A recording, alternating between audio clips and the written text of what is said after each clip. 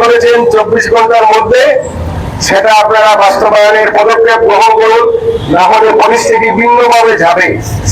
মৌলভীবাজারের একমাত্র নিয়মিত ও বহুল প্রচারিত পাঠকের দৈনিক মৌমাছি কণ্ঠ পত্রিকায় আপনাকে আমাদের ভুবনে সুস্বাগতম। অনেক জানা শুনেছেন আমাদের মনের দুঃখ আজীবন এই প্রেস ক্লাব তারা প্রকৃত করে তারা রেখেছে। আমরা এই প্রতিবাদে সবাই একত্রিত হয়েছি। আমরা দাবি দেব না, দিব না। আমরা আমাদের দাবি আদায় করে আমরা ঘরে যাব। আমাদের আপনারা মানতে হবে, মানতে হবে, মানতে হবে। অনেক আমাদের সাংবাদিক আপনার দেখেছেন এই আন্দোলনের সময় নির্যাতিত, নিহত এবং আমাদের ছাত্র আমাদের আমজনতা হত্যা হয়েছে, তারা নির্যাতিত হয়েছে, আহত হয়েছে। সবার প্রতি আজকে আমাদের এই বৈষম্য আন্দোলনের পক্ষ থেকে তাদেরকে আমরা স্মরণ করছি। আমরা সহায়ক দিব সেনাবাহিনীর কাছে আমাদের এই আন্দোলনে পর্যন্ত আমরা ঘরে জানি না। এখন আপনারা প্রচার করবেন সবাই যে আন্দোলনের সাথে সবাই এরপর আমাদের মধ্যে কোনো মতবিরোধ নাই। আমরা একসাথে সবাই দাবি আন্দোলনে আসেছেন। সবাইকে আমি আমার পক্ষ থেকে ধন্যবাদ আমার এসেছি। আসসালামু আলাইকুম। সাংবাদিক বন্ধুগণ এবং যারা বঞ্চিত রয়েছেন, দূর দূরান্ত থেকে এসেছেন, তাদের প্রতি আমি কৃতজ্ঞতা জানাই। আপনাদের দাবিটি খুবই মৌলিক। দীর্ঘ 15 বছর যাবৎ অনেকেই বঞ্চিত হয়েছেন, অনেকেই আবেদন করার পরও আপনারা সাংবাদিক হিসাবে প্রেস ক্লাবের অন্তর্ভুক্তি বা ভোটাধিকারের সুযোগ পায়নি। এটা খুবই দুঃখজনক। আমি সংশ্লিষ্ট কর্তৃপক্ষকে অনুরোধ করব যে বিষয়টি খুব ন্যায্য এবং খুব যুক্তিসঙ্গত। আপনারা যারা বঞ্চিত সাংবাদিক তাদের প্রতি সম্মান প্রদর্শন করুন। অবিলম্বে তারা যে দাবি করেছেন 24 ঘন্টার মধ্যে সেটা আপনারা বাস্তবায়নের পদক্ষেপ গ্রহণ করুন, না হলে পরিস্থিতি ভিন্নভাবে যাবে। সেটা আমরা কেউই চাই নাই। আমি আপনাদের এই আন্দোলনের সাংবাদিকদের এখানকে অন্তর্ভুক্ত করা হোক। হ্যাঁ, যদি প্রেস ক্লাবের নিয়ম অনুযায়ী এখানে কোনো প্রতিবন্ধকতা থাকে আপনারা কি করেন, তাদেরকে একটা কোপ করেন। আর না হয় সময়টা তো এমনি অনেকটা 3 মাস চলে গেছে, তার আপনারা ফিরিয়ে দিন। স্বৈরাচার শেখ হাসিনা এই দেশে থাকতে পারে নাই। গত 4 তারিখ 5 তারিখে সে এই দেশ থেকে পালিয়ে গিয়েছিল জনগণের ঘোষণায়।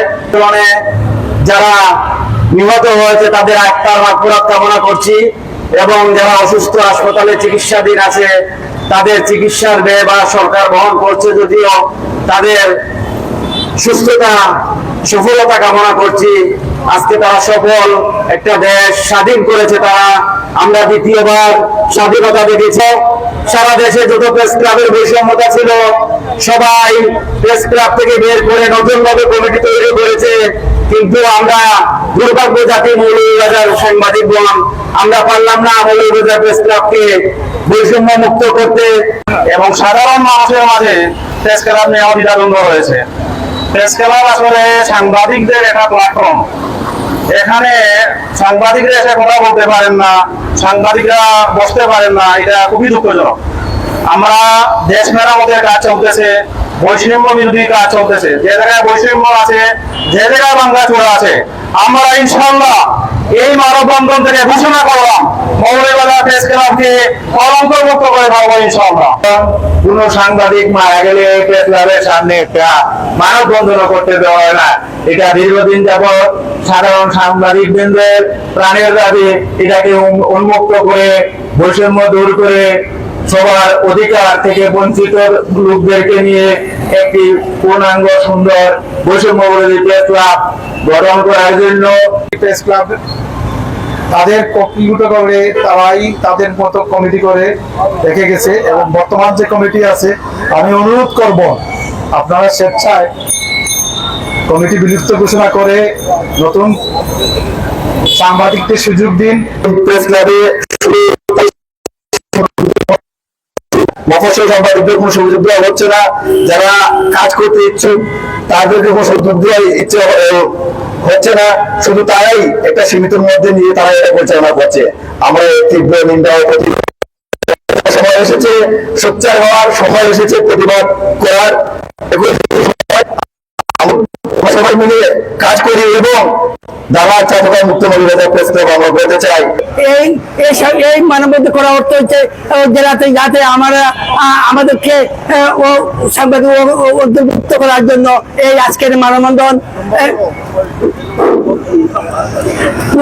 উপস্থিত সাংবাদিক কিন্তু আমরা সবাই এখানে মিলিত হয়েছি। আমাদের দাবি মানতে হবে, আমাদের দাবি কিন্তু যৌক্তিক আমরা অযুক্ত, যাতে আমরা এই সাংবাদিক জেলা প্রেস ক্লাবে আমরা স্থান অন্তর্ভুক্ত হয়, সেই লক্ষ্যে আজকের আমাদের মানববন্ধন।